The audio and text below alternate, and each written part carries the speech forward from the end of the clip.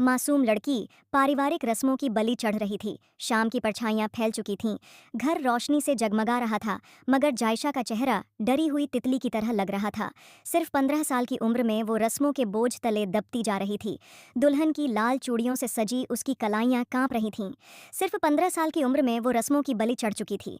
फिरोज, जो मुश्किल से अभी 18 साल का था, सफ़ेद शलवार कमीज में खामोश और गंभीर बैठा हुआ था। जब निकाह ख्वान ने कबूल है कहा तो उसने निगाहें उठाकर जायशा की तरफ देखा, मगर वो नजरें झुकाए बैठी थी। फिरोज के चेहरे पर भी दुनिया भर की संजीदगी छाई हुई थी। वो जायशा को किसी भी कीमत पर अपनी जिंदगी में कबूल नहीं करना चाहता था। उसने कितनी बार अपने घर वालों से मना किया था कि उसे जायशा से शादी नहीं करनी, मगर ज़बरदस्ती जायशा को उसकी ज़िंदगी में शामिल कर दिया गया था। और ये परिवार की एक रस्म थी। बचपन में ही शादी कर दी जाती थी और वो उन रस्मों की बलि चढ़ गई थी। निकाह के बाद जायशा को लाकर फिरोज के कमरे में बैठा दिया गया था। कमरे को बहुत खूबसूरती से सजाया गया था और वो लाल चादर में लिपटी हुई बिस्तर के कोने में बैठी थी। उसके दिल में अजीब सी बेचैनी थी, जैसे कोई राज खुलने वाला हो। फिरोज धीरे धीरे कदम बढ़ाता हुआ उसके करीब आया और उसके पास बैठ गया। उसने उसे देखा। उसकी सांसों की रफ्तार, बंद पलकों वाली आंखें उसके दिल में कुछ और ही ख्वाहिशें जगाने लगी थीं। वो तो 18 साल का था, हर चीज़ के बारे में जानता था, मगर वो 15 साल की बच्ची शादी के श से भी वाकिफ नहीं थी। उसे तो कुछ नहीं पता था कि शादी क्या होती है, ये सब क्या होता है। वो एक खामोश रहने वाली मासूम सी लड़की थी, जिसे हमेशा घर की चारदीवारी में बंद रखा गया था। वो बिल्कुल उसके करीब होने लगा, उसकी ज्वेलरी उतारने लगा। ये तुम्हें तंग कर रही होगी ना? न जाने उसके दिल में अजीब अजीब से जज्बात पैदा हो रहे थे। जब से उसने अपने दोस्तों को बताया था कि उसकी शादी होने वाली है, तो कॉलेज के दोस्त उसे लगातार चिढ़ाते थे। उसे सुहागरात के बारे में तरह तरह की बातें बताते थे, जिसकी वजह से आज उसके जज्बात भड़क रहे थे। वो उसकी ठोड़ी के ऊपर हाथ रखकर और करीब हुआ, इतना करीब कि फिरोज की सांसों की तपिश वो अपने चेहरे पर महसूस करती हुई कांपने लगी और पीछे हटने लगी। मुझे अम्मी के कमरे में जाना है, वो घबराते हुए बोली। फिरोज की पेशानी पर बल उभर आए। क्या बोला तुमने? अम्मी के कमरे में जाना है? अब तुम मेरी बीवी हो, मेरे साथ रहोगी। थोड़ी देर पहले ही हमारा निकाह हुआ है, तो अब तुम मेरे कमरे में रहोगी, कोई अम्मी के कमरे में नहीं जाएगा। उसकी बात सुनकर वो रोते हुए ना में सिर हिलाने लगी। मुझे अम्मी के पास जाना है। फिरोज ने अचानक उसका चेहरा अपने हाथों में भर लिया और अपना चेहरा उसके चेहरे के पास ले आया। जैसे ही उसने उसकी पेशानी पर अपने होंठ रखे, तो उसकी हल्की हल्की मूंछें और दाढ़ी जो सीधी उसकी पेशानी से चुभने लगीं, तो वो तुरंत पीछे हट गई। उसे भी बाप का प्यार नहीं मिला। वो बहुत छोटी थी जब उसके बाप का निधन हो गया। चाचा जान इतने सख्त मिजाज थे कि वो कभी अपने चाचा जान के आसपास भी नहीं घूमी थी, और आज वो पहली बार एक मर्द के इतना करीब थी। दिल इतनी शिद्दत से धड़क रहा था। हमेशा वो उनसे भी दूर रहती थी, मगर उसकी कुर्बत को बर्दाश्त नहीं कर पा रही थी। आंखों से लगातार आंसू बह रहे थे। इससे पहले कि वो कुछ और करता, दरवाजे पर दस्तक हुई। उसने जाकर दरवाज़ा खोला तो सामने रुखसाना बेगम खड़ी हुई थीं। अपनी मम्मी को सामने खड़ा हुआ देखकर जबरदस्ती अपने लबों पर मुस्कान सजाता हुआ वो कहने लगा, मम्मी, आपको कोई काम था क्या? उसकी बात सुनकर रुखसाना बेगम कहने लगीं, हाँ, इधर बाहर आओ, मुझे तुमसे कुछ बात करनी है। ये कहते हुए उसके बाजू से पकड़कर उसे बाहर लॉन में ले आई थीं, ताकि उनकी बात कोई ना सुन सके। क्या हो गया मम्मी, क्या बात करनी है? मुझे वहां से यहाँ क्यों ले आई हैं? वो संजीदगी से बोला था। एक वही लड़का था जो इस घर में पढ़ रहा था, वरना लड़कियों को तो इजाज़त नहीं थी। पढ़ने की उसकी वजह से कभी जायशा स्कूल नहीं गई, और उसका छोटा भाई अभी छोटी क्लास में था। उसकी छोटी बहन तो बहुत छोटी थी। क्या हुआ है, आप मुझे यहाँ क्यों ले आई हैं? वो दोबारा से पूछने लगा। देखो जायशा, अभी बहुत छोटी है। तुम तो शादी के बारे में सब कुछ जानते हो, मगर जायशा कुछ भी नहीं जानती। और मैंने तुम्हारे अब्बू से कहा भी था कि बेशक उससे निकाह करवा दो, लेकिन उन्होंने जिद पकड़ ली थी। और रुखसती करने की तो इस वजह से मैं सिर्फ तुम्हें समझाने की कोशिश कर रही हूँ कि जायशा के साथ किसी किस्म का ताल्लुक कायम मत करना। वक़्त के साथ जैसे ही वो संभल जाएगी, बड़ी हो जाएगी, तो उसे सब कुछ, हर चीज़ के बारे में खुद ही पता चल जाएगा। उसकी पेशानी पर बल उभर आए। वो अपनी माँ से इस टॉपिक पर बात नहीं करना चाहता था। नरमी से कहने लगा, आपको परेशान होने की ज़रूरत नहीं है। ये कहते हुए वो वहाँ से वापस अपने कमरे में आ गया। उसके गुस्से में इजाफा हो गया था। वो ये शादी नहीं करना चाहता था, मगर अब हो गई थी तो जायशा को कबूल भी करना चाहता था। तो जवानी की दहलीज पर उसने कदम रखा हुआ था और एक हसीन दोशीजा लड़की उसके पास थी। कैसे ऐसे में कोई मर्द अपने जज्बात पर काबू पा सकता है? जी चाह रहा था कि उसके और अपने दरमियान के सारे फासले मिटा के अपनी तमाम शिद्दतें, अपनी बढ़ती हुई जवानी का जोश उस पर लुटा दे। मगर वो रोने लगी। उसकी हिचकियां और सिसकियां कमरे में गूंजने लगीं।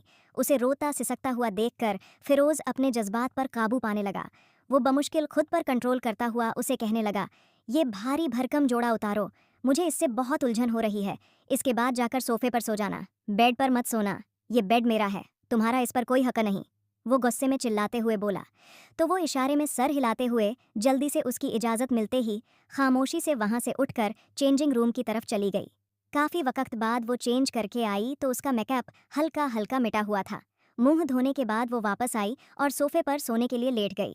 वो बेड पर सुकून की नींद सो रहा था, मगर जायशा को बेड पर सोने की आदत थी। वो अपनी माँ के साथ लगकर सोती थी।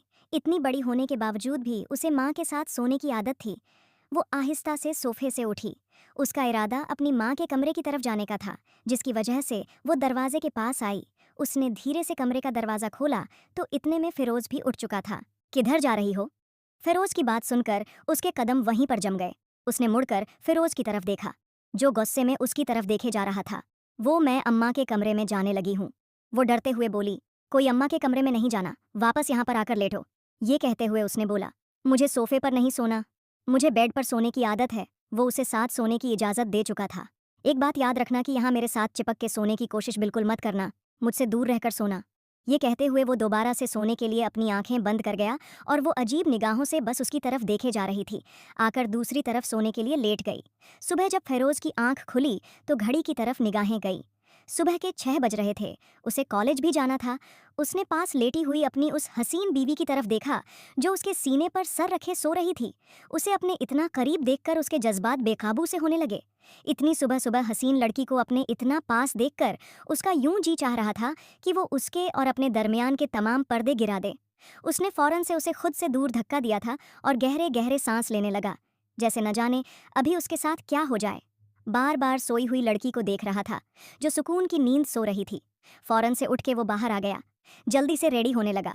अपनी शर्ट के बटन बंद कर रहा था। जब जायशा उठ गई। आप किधर जा रहे हैं? वो आहिस्तगी से पूछने लगी। कॉलेज जा रहा हूँ, लेकिन आज तो आपको छुट्टी थी ना। आप चाचा जान बता रहे थे कि आपने अपनी शादी के लिए छुट्टियां ली हुई हैं। वो नरमी से पूछने लगी। तो इससे तुम्हें क्या लेना देना है, छुट्टी है या नहीं है? ये कह के वो अपना बैग कंधे पे डालता हुआ कमरे से बाहर चला गया। वो वहीं पे घुटनों के गिर्द बाजू लपेटे बैठ गई। सारा दिन उसका कामों में गुजर जाता था। उसकी जिंदगी में सिर्फ इतना हुआ था कि वो एक कमरे से दूसरे कमरे में चली गई थी। बस अपनी माँ से उसे दूर कर दिया गया था। उससे ज़्यादा उसकी ज़िंदगी में कोई बदलाव नहीं आया था, लेकिन वो नहीं जानती थी कि उससे ज़्यादा उसकी ज़िंदगी में क्या बदलाव आने वाला है। जायशा कब से फिरोज को देखे जा रही थी, जो किताबों में सर दिए लगातार कुछ याद करने की कोशिश कर रहा था। बार बार उसका ध्यान जायशा की तरफ जा रहा था, जिसकी वजह से उसे पढ़ना भी बहुत मुश्किल लग रहा था। जबकि कल उसका बहुत ज़रूरी टेस्ट था। उसने एकदम से गुस्से में किताबों को साइड पे रखा और अपनी पेशानी को मसलने लगा। आपको दर्द हो रही है क्या? वो नरमी से पूछने लगी। हाँ, तुमने दबाना है क्या? जी, मैं दबा देती हूँ। मम्मा कहती हैं शौहर की खिदमत की जाती है। वो मुस्कुराते हुए बोली। तो अच्छा ठीक है, आ जाओ फिर दबा दो। ये कहते हुए वो सोफे की बैक से टेक लगाकर बैठ गया। वो दूसरी तरफ से आंखें उसके पीछे खड़ी होके उसके सर को दबाने लगी और उसे कहीं सुकून सा महसूस होने लगा था। वो अपनी आंखें बंद करने लगा था, मगर वो सोना नहीं चाहता था। उसके हाथों का लम्स अपनी पेशानी पर महसूस करके उसका दिल और ज्यादा बुरी तरह से धड़कने लगा। एकदम से उसने उसे अपनी तरफ खींचा और उसके बाजू से खींचकर सीधा अपनी गोद में बिठा चुका था। उसकी पीठ को सहलाते हुए कहने लगा, तुम बहुत हसीन हो, तुम्हारे ये लबों का जाम पीने का मेरा जी चाहता है। वो बहुत बेबाक बातें किए जा रहा था, जिनकी जायशा को कुछ कुछ समझ आ रही थी और उसका चेहरा लाल सुर्ख हुए जा रहा था। मुझे नींद आई हुई है, मुझे सोना है।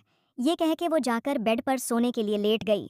वो दोबारा से अपनी किताबें देखने लगा। सबक याद करने के बाद वो उसके पास आके लेटा तो अब की बार वो सुकून की नींद सो चुकी थी, मगर उसकी आंखों से नींद कोसों दूर थी। उसने हाथ बढ़ा के आहिस्ता से जायशा की कमर पर रखा और उसे अपनी तरफ खींच लिया। जायशा घबरा कर उससे फौरन से पीछे हटने लगी, मगर फिरोज उसके लब्बों पर झुक गया। एक लंबा जबरदस्ती का बोसा दिया। जायशा की आंखों में आंसू आ गए। लब्बों से हल्की सी चीख निकली। एक बूंद खून उसकी खामोशी तोड़ गई। किसी को बताया तो अच्छा नहीं होगा? फिरोज ने सख्त लहजे में कहा। इस बारे में किसी को नहीं बताना कि मैं तुम्हारे साथ ऐसा भी कुछ करता हूँ। ये कहते हुए उसकी गर्दन के ऊपर झुका था। वो पूरी की पूरी डरने लगी थी। दोबारा से उसके लबों को बोसा देता हुआ वो खुद को सैराब करने लगा था। शायद उसकी उम्र ही ऐसी थी जिसमें जज्बात उरूज पर होते हैं और वो अपने इन जज्बातों की तस्कीन चाहता था। वो किसी किस्म का रिस्क नहीं लेना चाहता था, तभी तो उसके ऊपर झुककर अपने इस रिश्ते को मजीद पक्का करने की कोशिश कर रहा था। वो रोती सिसकती डरी हुई थी। उसका ये रवैया बर्दाश्त नहीं कर पा रही थी। बेडशीट को हाथों में दबोचा हुआ था। वो उसके हाथों की उंगलियों में अपनी उंगलियां पियोस्त करता हुआ उस पर शिद्दतें लुटाने लगा। थोड़ी ही देर बाद उससे दूर हुआ। वो उससे 3 साल छोटी थी, लेकिन शायद ये 3 साल भी सदियों का फर्क रखते थे। उससे फौरन से दूर हुआ और उसे अपनी बाहों के हसार में लेता हुआ उसके कान में सरगोशियां करने लगा। मैं फिर बता रहा हूँ, अगर इस बारे में मम्मा को या चाची को किसी को भी कुछ बताया तो बहुत बुरा होगा। ये कहते हुए धीरे धीरे उसकी पीठ को सहलाने लगा तो वो नींद की वादी में चला गया। मगर जायशा का दिल बहुत शिद्दत से धड़क रहा था। उसे नींद भी नहीं आ रही थी। आंखों में से एकदम से आंसू बहे। वो उसकी गर्दन पर नाखून मारती हुई उसे खुद से दूर करने लगी। उसकी आंख खुल चुकी थी। इतनी शिद्दत से उसने नाखून मारे, उसे अपनी गर्दन पर जलन का एहसास होने लगा। छोड़ो मुझे, हटो मेरे पास से, मैं सोफे पर जाकर सोने लगी हूँ। ये कहते हुए उसे दूर हुई, मगर वो एक झटके से दोबारा से उसे अपने करीब करके दोबारा से आंखें बंद कर गया। अब की बार वो अपना चेहरा उसकी गर्दन में छुपा चुका था। वो कांपती रही, रोती सिसकती रही, मगर एक मोहब्बत थी जो वो अपने दिल में महसूस करने लगी थी। उसके लिए वो एक जायज़ रिश्ता था, एक पाकीज़ा रिश्ता था। सुबह सुबह वो किचन में खड़ी बर्तन धो रही थी। चेहरे पर किसी किस्म की कोई उदासी या परेशानी नहीं थी, ना ही कोई हंसी खुशी थी। बिल्कुल संजीदा हो गई थी। जब से उसकी शादी हुई थी वो संजीदा और खामोश रहने लगी थी। वो हंसती मुस्कुराती तक नहीं थी और ये चीज़ सबको परेशान करने लगी कि आखिर ऐसा कौन सा गम है जो उसने अपने दिल से लगा लिया है और यूं इतनी खामोश होती जा रही है। ना तो वो हंस रही थी, ना वो रो रही थी। बिल्कुल खामोश थी। संजीदगी छाई हुई थी। बेटा, क्या हुआ? इतनी ज़्यादा खामोश क्यों हो? पीछे खड़ी हुई चाची जान को देख के जाते हुए वो ज़बरदस्ती अपने लबों पर मुस्कुराहट सजाते हुए नफ़ी में सर हिलाने लगी। नहीं, कुछ भी नहीं हुआ। तुम्हें कुछ कहा है क्या? फ़ैरोज़ ने वो गुस्सा करता है क्या? तुम पर वो नफ़ी में सर हिलाने लगी डांटता है? क्या ऐसा तो नहीं बोलता कि रात को कि वो स्टडी करते हुए डिस्टर्ब होता है? तुम्हें पता है कि वो स्टडी करते हुए किसी को भी अपने कमरे में बर्दाश्त नहीं कर सकता। इस वजह से शायद वो ऐसा बोलता हो कि वो स्टडी करते हुए डिस्टर्ब होता नहीं। चाची जान, ऐसा कुछ भी नहीं होता। तो फिर बेटा क्यों तुम इतनी ज़्यादा खामोश होती जा रही हो? कोई बात है, कोई परेशानी है तो मुझे बताओ। वो नफ़ी में सर हिलाने लगी। नहीं, ऐसा कुछ भी नहीं है।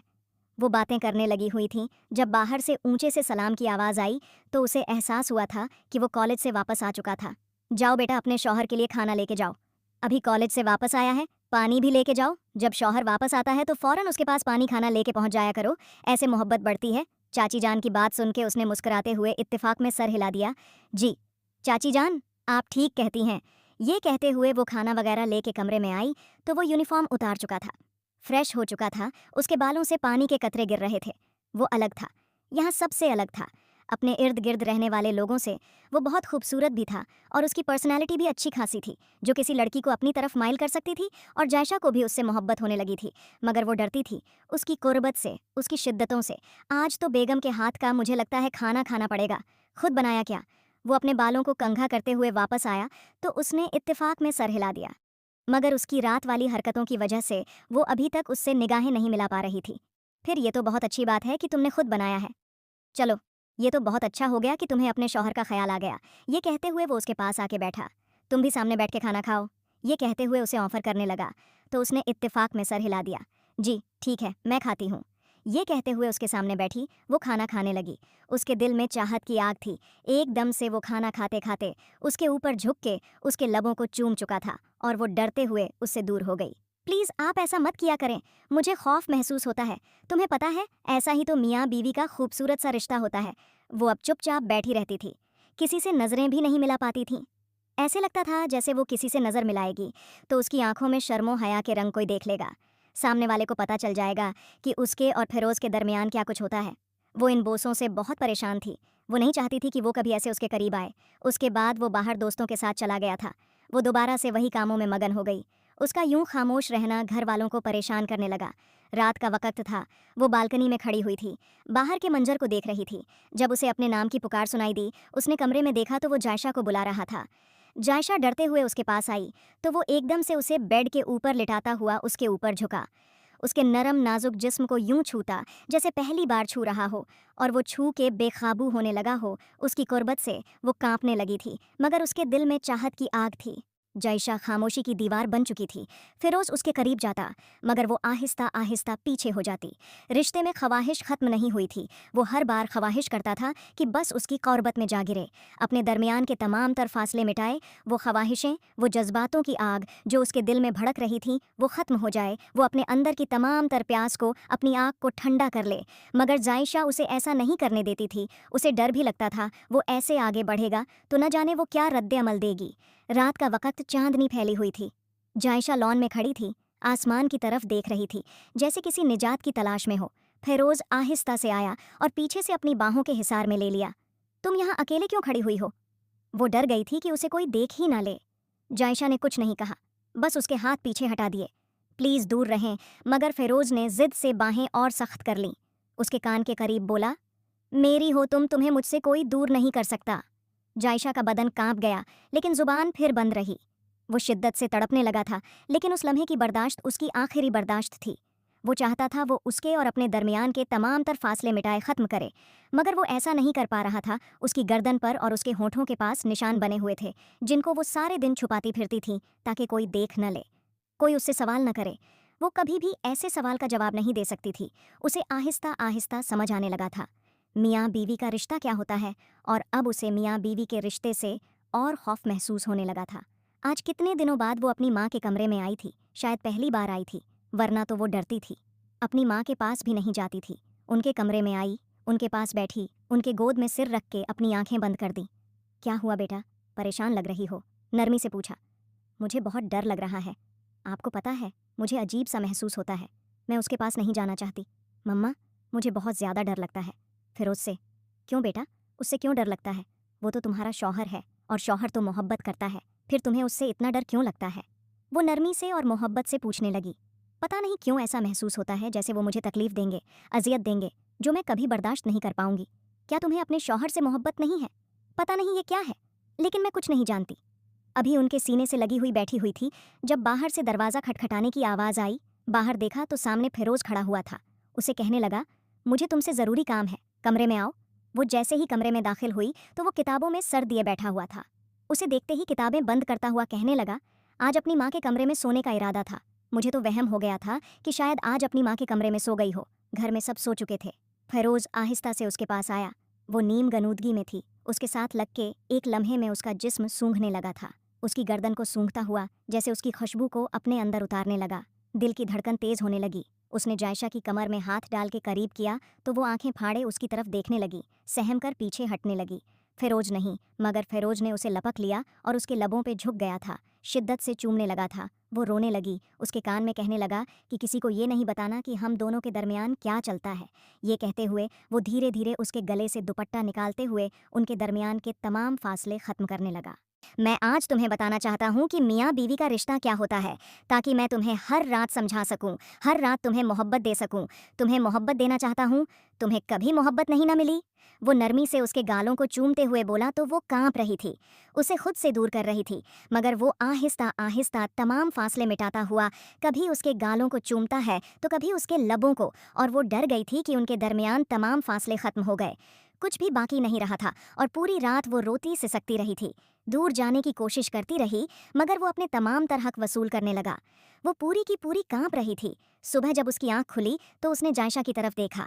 आज संडे था, उसकी कॉलेज से छुट्टी थी। उसने जायशा की पेशानी को धीरे से छुआ तो उसकी तबीयत बहुत ज़्यादा ख़राब लग रही थी। उसकी आंखों से आंसू बह रहे थे, छत को घूरे जा रही थी। उसने धीरे से झुककर उसकी पेशानी पर अपने लब रखे और कमरे से बाहर चला गया। नीचे आते ही वो अपनी माँ की तरफ देखने लगा।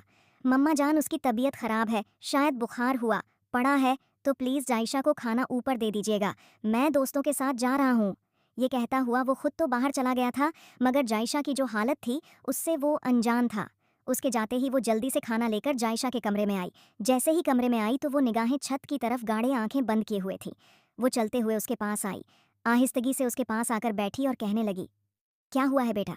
मगर अगले ही लम्हे उसकी नज़र उसकी गर्दन की तरफ गई थी। उसकी गर्दन को देखते हुए उन्होंने बाल साइड पर किए। उन्हें अंदाज़ा हुआ था कि फिरोज़ रात को क्या कर चुका है। कितना उसे मना किया था कि वो एक मासूम बच्ची, उसके साथ ऐसा कुछ मत करना, मगर इसके बावजूद भी उसने किसी बात पर गौर नहीं किया और उससे अपने तमाम हक वसूल कर लिए थे। और ये देखकर उन्हें बहुत ज़्यादा गुस्सा भी आया था। वो फिरोज से ऐसी उम्मीद नहीं कर सकती थी, मगर वो भी तो एक मर्द था, कब तक बर्दाश्त करता। जवानी की दहलीज में कदम रखा हुआ था। ऐसे में तो मर्द के जज्बात जितने भड़के हुए होते हैं, वो किसी कीमत पर भी दूर नहीं रह सकता था। वो मोहब्बत से कहने लगी, बेटा परेशान होने की ज़रूरत नहीं है, ऐसा तो चलता रहता है। ये तो शौहर का हक होता है, वो तुम्हें मोहब्बत देगा, प्यार करेगा, तुम्हें परेशान होने की ज़रूरत नहीं है। ये कहते हुए उसकी पेशानी पे अपने लब रख गई थी। वो धीरे से उनकी गोद में सर रखते हुए कहने लगी, चाची जान, ये बहुत बड़ी जिम्मेदारी होती है, शायद ये मैं नहीं निभा सकती। आप मुझे अपने बेटे की जिंदगी से निकाल दें। वो किसी अच्छी लड़की को डिजर्व करते हैं, मुझे नहीं। उनकी हम उम्र के साथ उनकी शादी करवाते। मेरे साथ ही क्यों करवाई थी? क्यों इतनी छोटी उम्र में आपने हमारी शादी करवा दी? वो रोते हुए बोली थी, बेटा परेशान होने की जरूरत नहीं है। तुम्हारे चाचा जान का फैसला था, जिसकी वजह से हम लोग रद्द नहीं कर सके। तुम्हें इस बारे में ज्यादा सोचने की जरूरत नहीं है। वो बहुत मोहब्बत और अपनायत से कह रही थी। वो अपनी आंखों में से बहने वाले आंसू साफ करने लगी। लेकिन मैं इस वक्त बहुत ज्यादा अजियत और तकलीफ से गुजर रही हूँ बेटा, तकलीफ से गुजरने की कोई जरूरत नहीं। ये कहकर वो उसे अपने सीने से लगा चुकी थी। दिन को फिरोज वापस नहीं आया था। काफी रात को वापस घर आया था। खाना भी बाहर से ही खा के आया था। सीधा कमरे की तरफ चला गया। कमरे में दाखिल होते ही उसने देखा जायशा बुखार में तप रही थी। वो चलता हुआ उसके पास आया। बुखार है तुम्हें? उसने नरमी से पूछा तो उसकी सिसकियां फूट पड़ीं। वो एकदम से उसे अपने करीब कर चुका था। बुखार में तपता हुआ बदन अपने हिसार में ले गया। उसके कान के करीब आके बोला तो वो पीछे हटने लगी। प्लीज नहीं करें। वो उसके लबों पर बोसा दे गया, फिर गर्दन पर झुका और उसकी त्वचा पर निशान छोड़ने लगा। वो तड़प कर गुस्से में नाखून मार बैठी। बस कर दो, दर्द हो रहा है। वो रुका नहीं, बस इतना बोला, खामोश रहो, किसी को ना बताना। मगर वो तो बता चुकी थी। अगले दिन उसकी हालत बहुत बुरी थी। वो तो कॉलेज चला गया था। घर में चाची, उसकी मम्मा और चाचा थे। उसकी हालत खराब थी। वो आज बहुत ज्यादा कमजोर लग रही थी। न जाने उसे क्या होता जा रहा था। उसने खाना पीना भी कम कर दिया था। कुछ भी खाने की कोशिश करती तो खा नहीं पाती थी। बस आंखों से आंसू बहते रहते थे। रोती रहती थी। और ये देख देख कर उसकी मम्मा खून के आंसू रोती थी और सोचती, काश कि वो अपनी बेटी को इन रस्मों की भेंट ना चढ़ाती। कोई खानदानी दुश्मनी उन्हें महसूस होती थी, जिसकी भेंट उनकी बेटी को चढ़ा दिया गया था। उसकी हालत ऐसी थी, जरा भी फिरोज को रहम नहीं आता था कि वो मासूम बच्ची है। उसके साथ कैसा बिहेव करना है, कैसा नहीं करना। उसके दिल में जो आता था वो कर देता था। वो उसका लिहाज नहीं करता था। दिन गुजरते जा रहे थे। जायशा दिन ब दिन कमजोर होती जा रही थी। फिरोज बेटा, तुम आने में इतनी देर क्यों कर दी? अपनी मम्मा की बात सुनकर वो जो अपने कमरे की तरफ जा रहा था, कंधे पे बैग डाला हुआ था, उसने मुड़ के अपनी मम्मा की तरफ देखा। एक ज़रूरी काम था, दोस्तों के साथ वहाँ चला गया था। कुछ स्टडी भी मिलकर करनी थी, तो उस वजह से आने में इतनी देर हो गई। ये कहते हुए वो जमाई लेता हुआ अपने कमरे की तरफ जाने लगा। मुझे तुमसे कुछ ज़रूरी बात करनी है, इस वजह से मेरे पास आके मेरी बात सुनो जी, यहाँ पे ही बता दें। क्या ज़रूरी बात करनी है? वो गुस्से से उसके बाजू से पकड़ के लाके उसे सोफे पे बिठा चुकी थी। नरमी से कहने लगी, देखो बेटा, तुम मेरे बेटे हो और शायद मैं तुम्हें ये बात कहती अच्छी ना लगूं जो बात मैं कहने लगी हूँ। ये तुम्हारी बीवी का मामला है। तुम उसे मोहब्बत दो, प्यार दो, जो भी है, जो रवैया तुम उसके साथ इख्तियार कर रहे हो, ये सब कुछ उसे हवस लगता है। उसे ये महसूस होता है कि तुम्हारे अंदर बहुत ज़्यादा हवस पाई जाती है बेटा। उसे मोहब्बत दो। उसे मोहब्बत की तलब महसूस होती है। मोहब्बत क्यों नहीं देते? वो मोहब्बत की तलाश में तुम्हारे पास आई थी।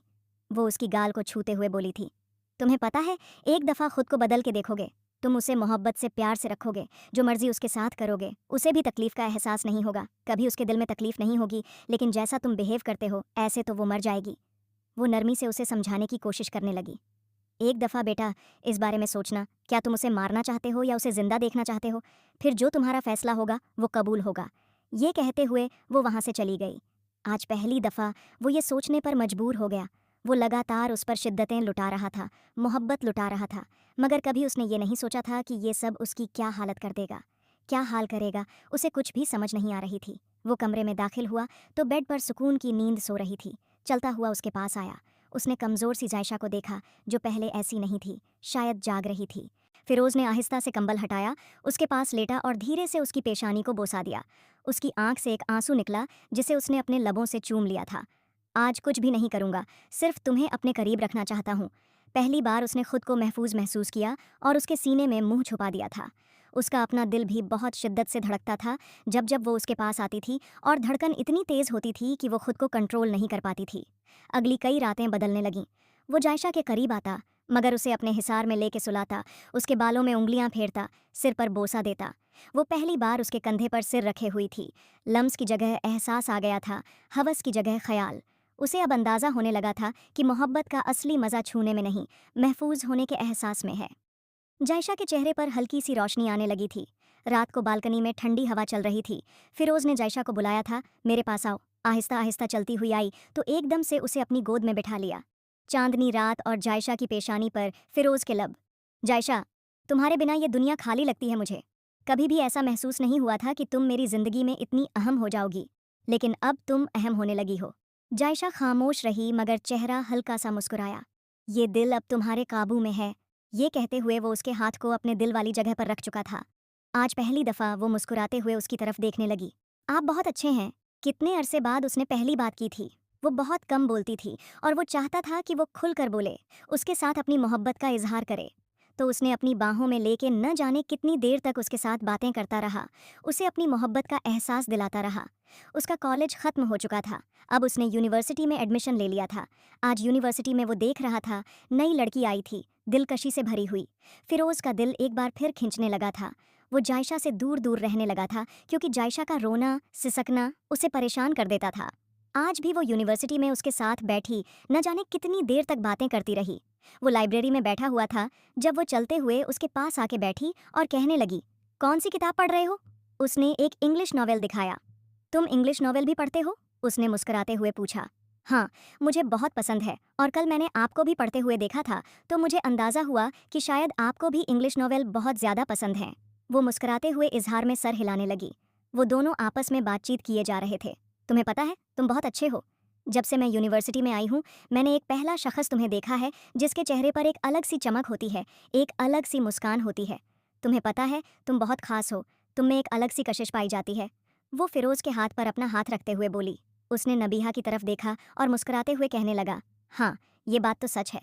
वो दोनों न जाने कितनी देर तक लाइब्रेरी में बैठे रहे। मेरे ख्याल से हमें कैंटीन की तरफ जाना चाहिए, ये कहते हुए वो उसके बाजू से पकड़ के कैंटीन की तरफ लेके चली गई। अब उसका ध्यान जायशा पर कम होने लगा था। वो ज़्यादा यूनिवर्सिटी में रहता, हर वक्त मोबाइल में घुसा रहता। नबीहा के आने से उसे अजीब सी आदत लग गई थी। हर वक्त नबीहा के बारे में सोचता रहता था। नबीहा, जो एक खूबसूरत लड़की थी, अक्सर जीन्स और टी शर्ट में होती थी। बाल खुले होते थे, जबकि इसके बिल्कुल उलट जायशा सादा सी सलवार कमीज में होती थी। बालों को हमेशा छोटी में बांध कर रखती थी। खामोश और संजीदा मिजाज, ज्यादा बोलती नहीं थी। फिरोज देर से आने लगा था मगर जायशा इंतजार करने लगी थी। जायशा को उससे मोहब्बत होने लगी थी। रात देर तक दरवाजे की तरफ देखती रहती मगर वो यही कह देता कि अब स्टडीज ज्यादा हो गई हैं, अब ज्यादा वक्त देना होता है पढ़ाई को, जिसकी वजह से मुझे देर हो जाती है। आज भी वो लॉन्स में बैठी सो चुकी थी। वो चलता हुआ उसके पास आया। आज कितने दिनों बाद जायशा की कुर्बत का दिल किया तो सोफे पर बैठी हुई लड़की को एकदम से अपनी बाहों में उठा चुका था। क्या कर रहे हैं? नीचे उतारें, मैं गिर जाऊंगी, वो घबराते हुए बोली। गिराने के लिए थोड़ी ना संभाला है। वो डरने लगी थी, उससे दूर जाने लगी मगर वो उसे दूर नहीं करना चाहता था। लाकर उसे बेड पर लिटाया और मोहब्बत से उसकी पेशानी पर अपने लब रख दिए। मुस्कराते हुए कहने लगा, एक दफ़ा फिर से मैं तुम्हारी कौरबत में वक़्त गुजारना चाहता हूँ। उसकी पेशानी को चूमते हुए बोला तो वो कांपने लगी। आज इतने अरसे बाद वो फिर से कांपी थी। दूर जाने की कोशिश करने लगी मगर वो उसकी पेशानी को अपने लबों से छूता हुआ एक दफ़ा फिर से गुस्ताखियां करने लगा। उसकी गुस्ताखियां रात गुजरने के साथ साथ बढ़ती जा रही थीं। उसकी आंखों से मोटे मोटे आंसू बहने लगे। वो नहीं जानती थी कि आगे जिंदगी में उसके लिए कितने इम्तिहान बाकी हैं, उसे क्या क्या बर्दाश्त करना है। इस बारे में वो कुछ भी नहीं जानती थी। आज आने में इतनी देर क्यों कर दी है जनाब? जैसे ही वो यूनिवर्सिटी में दाखिल हुआ था, सामने से नबीहा आ गई। उसके हाथ को पकड़ते हुए क्लास की तरफ जाने लगी। बस कुछ ज़रूरी काम था जिसकी वजह से मुझे आने में देर हो गई है, लेकिन आ तो गया हूँ, वो मुस्कुराते हुए बोला। हाँ जी, क्यों नहीं, आखिर को आपको मेरी याद आती है तभी तो आप आ जाते हैं। नबीहा की बात सुनकर वो मुस्कुराते हुए कहने लगा, हाँ जी, हमें आपकी याद आती है। नबीहा उसके कंधे पर सिर रखकर उसके साथ साथ चलती जा रही थी। वो उसे दूर करने की कोशिश करता मगर चाहकर भी उसे खुद से दूर नहीं कर पाता। कभी था नहीं, कभी उसने शायद ये चाहा था कि वो उससे दूर जाए। कैंटीन चलें क्या? वो मुस्कुराते हुए पूछने लगी। हाँ, क्यों नहीं। वो उसकी बात सुनकर इज़हार में सिर हिलाता हुआ उसके साथ आकर कैंटीन पे बैठ गया। तो वो बिरयानी खाने लगे। बिरयानी खाने के बाद वो कहने लगी, मेरा कभी कभी बहुत ज़्यादा जी चाहता है कि मैं तुम्हारे साथ मूवी देखने चली जाऊं। वो मुस्कुराते हुए बोली, तो मेरी जान, इसमें इतना ज़्यादा परेशान होने वाली क्या बात है, हम किसी दिन मूवी देखने चले जाएंगे। वो मुस्कुराते हुए बोली, सच में? तुम सच कह रहे हो? मुस्कुराते हुए बोला, तो और क्या, मैंने पहले कभी भी तुमसे झूठ बोला है जो अब बोलूँगा? सच में चले जाएंगे। उसके लबों पे मुस्कान बिखर गई। बेटा, ये आजकल फिरोज आने में इतनी ज़्यादा देर क्यों कर रहा है? तुमने उसे पूछा है क्या कि वो कहाँ बिजी होता है इतनी रात को? अभी तक उसे जागता हुआ देखकर उसकी मम्मा पूछने लगी तो उसने नफ़ी में सिर हिला दिया। और तुमने फिरोज को वो बात बता दी है क्या? वो नरमी से उससे पूछने लगी तो वो कहने लगी, नहीं मम्मा, आज बता दूंगी। पता नहीं क्यों मुझे इतनी ज्यादा शर्म आती है। उसका चेहरा लाल सुर्ख हो चुका था। बेटा, इसमें शर्माने वाली क्या बात है? तुम्हारी उम्र 18 साल की हो चुकी है, उसके बावजूद तुम शर्माती हो। बेटा, इसमें इतनी ज्यादा शर्माने वाली कोई बात नहीं होती। अब तुम मम्मा बनने वाली हो तो तुम्हें उसे बताना ही पड़ेगा। ये कहते हुए वो मोहब्बत से उसे समझा चुकी थी। उसकी शादी को 2 साल हो चुके थे। 2 साल बाद इतनी बड़ी खबर मिली थी, और इस दौरान उसे शायद फिरोज से बहुत ज्यादा मोहब्बत भी हो गई थी, और वो अपनी मोहब्बत का इजहार भी आज ही करना चाहती थी, जिसकी वजह से आज बहुत शिद्दत से उसका इंतजार कर रही थी। उसने सोच लिया था कि वो तब तक नहीं सोएगी जब तक फिरोज नहीं आएगा। काफी देर तक उसका इंतजार करने के बाद वो घर में दाखिल हुआ। आंखों में नींद उतर रही थी। चलता हुआ उसके पास आया। अभी तक जाग क्यों रही हो? उसने नरमी से पूछा। आपके आने का इंतजार कर रही थी। मेरी जान, मैंने बोला था ना कि मुझे आने में देर हो जाएगी, इस वजह से इंतजार मत किया करो। वो मोहब्बत से बोला। लेकिन इंतजार करना चाहिए ना शौहर का, जब तक वो आए ना, मुझे नींद नहीं आती। ये कहते हुए वो मुस्कुराते हुए उसके सीने से लग गई, और वो हैरान हुआ था उसे अपने सीने से लगा हुआ देखकर। अच्छा, मैं सोने के लिए जा रहा हूँ। ये कहता हुआ उससे अलग होता हुआ सोने के लिए कमरे में आ गया। मुझे आपसे कुछ बात करनी है फिरोज। ये कहते हुए उसने उसके हाथ को अपने हाथ की गिरफ्त में ले लिया।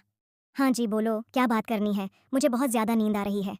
फिरोज, एक बहुत अच्छी खबर है मेरे पास आपके लिए। वो लबों पे गहरी मुस्कुराहट सजाते हुए बोली। यार बताओ भी तो, क्यों पहेलियाँ बुझाने की कोशिश कर रही हो? मुझे पहले ही बहुत ज़्यादा नींद आ रही है। मैं फ़िलहाल कोई भी पहेली सुलझाने के मूड में नहीं हूँ। वो उसके पास आकर बैठ गया। आप उठ के तो बैठे ना, उसके हाथ को पकड़ते हुए बोली। वो उठ के बैठ गया। आप पापा बनने वाले हैं।